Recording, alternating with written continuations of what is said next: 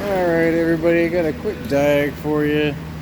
I already knew what the issue was because this customer came in last week. These are all the codes if you care. A couple evap codes, the lean codes. I don't know what this fuel performance port injector I don't know what that is. And then the lean code on the other bank and the idle control, which are all should be related. Right now I'm in the, by the way, evap canister and leak detection pump on this Toyota. What year is this? It's a 2018 Toyota Highlander. It works the same as all the other ones, but it's a piss pot to get to. It's above the exhaust pipe, so this is usually the easiest way to do it. As you can see right now, there is vacuum here. If I plug this T, I have this T here, so it won't just, I don't have to keep undoing my thing here. It'll relieve pressure. It is off. As you can see, I can command it on and nothing really happens. It's stuck wide open. So what I do on these particular models is I try to undo the purge line furthest away from this so I don't accidentally hit it and fix the situation. And then I put a vacuum line here, as you can see, with a vacuum gauge, and I check for vacuum here. There shouldn't be any vacuum with it off. It should be closed. This one wasn't messed up when I got here. It was working perfectly fine, but I have just fixed it. So I'm going to get view here as I give this thing a whack with my trusty pliers here. We'll see if we can fix it. Oh, look at that. One whack and she's fixed. See if I can get it to break again. Oh, there you go. It's off, as you can see, and it's stuck again. And pretty much seems like anytime you turn this thing on, it's just gonna, yeah, every time, without fail.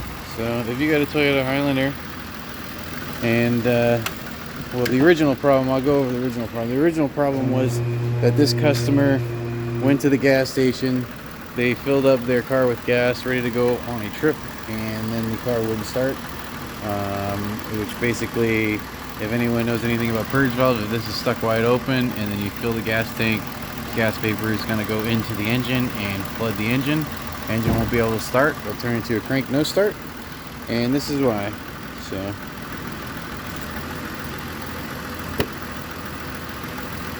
when I first started testing this, it was going on and off no problem, but now it won't stop unless you give her a good whack, and then here you go.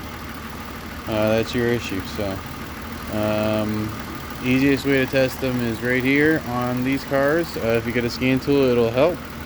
Otherwise, you can do the same thing just by energizing the two wires. It's just a solenoid and it needs a power and a ground to work. It shouldn't matter which way you do it, because you're just energizing a coil of wire, and that's creating a magnetic field that's pulling a steel rod or a pintle of some sort, and that causes the valve to open and close. It's getting hung up. It needs a new purge valve, or I think they call it a purge vacuum switching valve from Toyota. But there you go. So I'd like to thank you for watching. Have a great day. Alright folks, I always say goodbye too early. I forgot to mention that you need to do a test of the system. I have fixed that thing by whacking it, as you saw.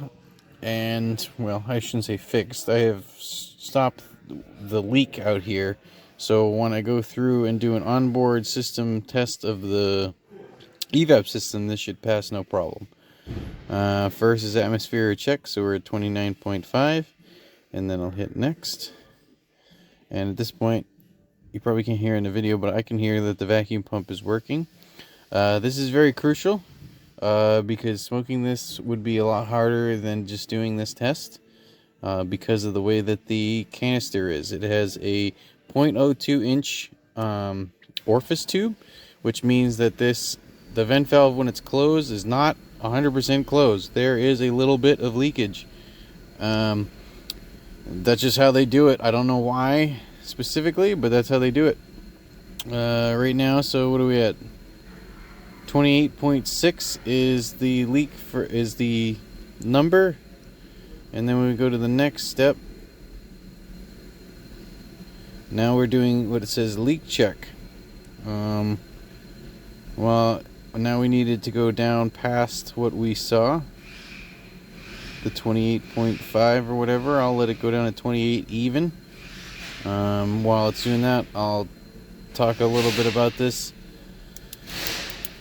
system. Basically, there is a canister above the exhaust pipe, the muffler to be exact, and there is a leak detection pump and vent valve inside the canister with the leak detection pump, and that is what monitors the evap system for leaks. It's very, very accurate on these Toyotas. These things can find a tiny leak, so it works very well. It happens while the car is off. If you've ever been around a Toyota while it's off and you're wondering why it's making a humming noise, it's doing a evap test. Also good, like the Chevys take about like 2 weeks of driving and stopping and letting it park for a while, unless you do an evap bay test, for you to go through your evap monitors, readiness monitors, where this Toyota one, it's done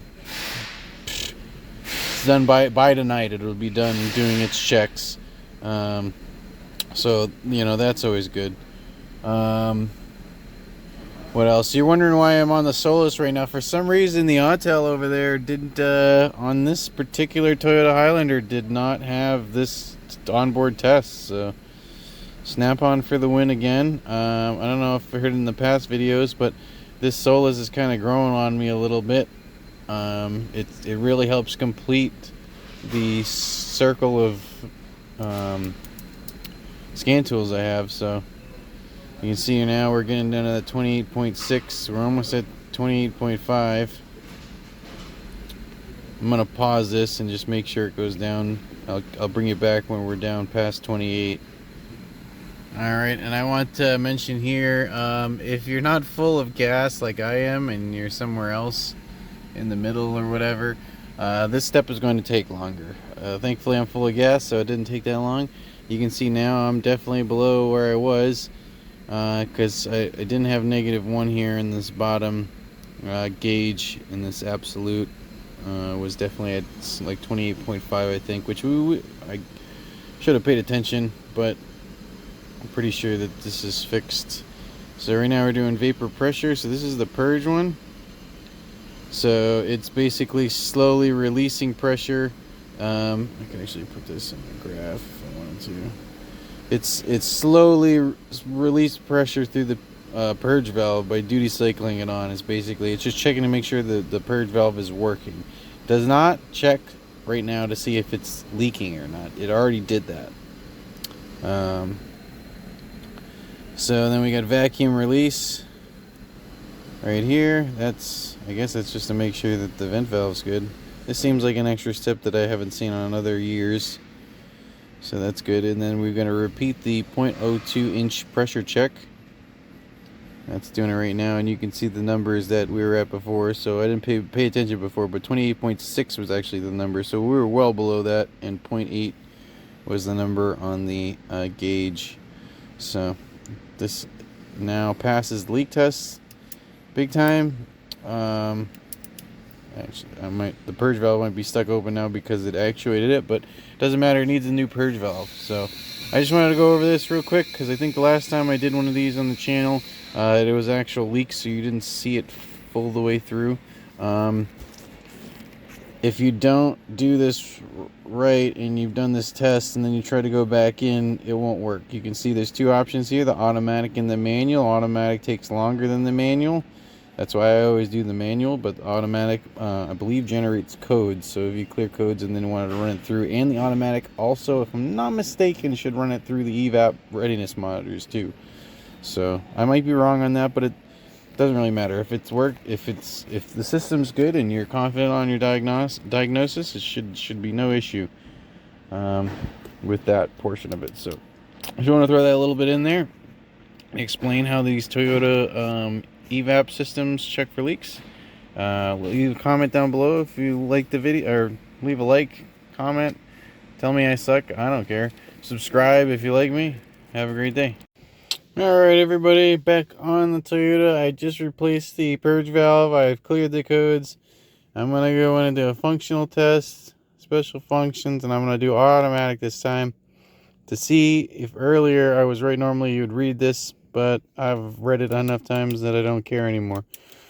I'm going to see if the automatic test will put it through the evap monitor, and then I'll come back and I'll let you know. Thanks for watching.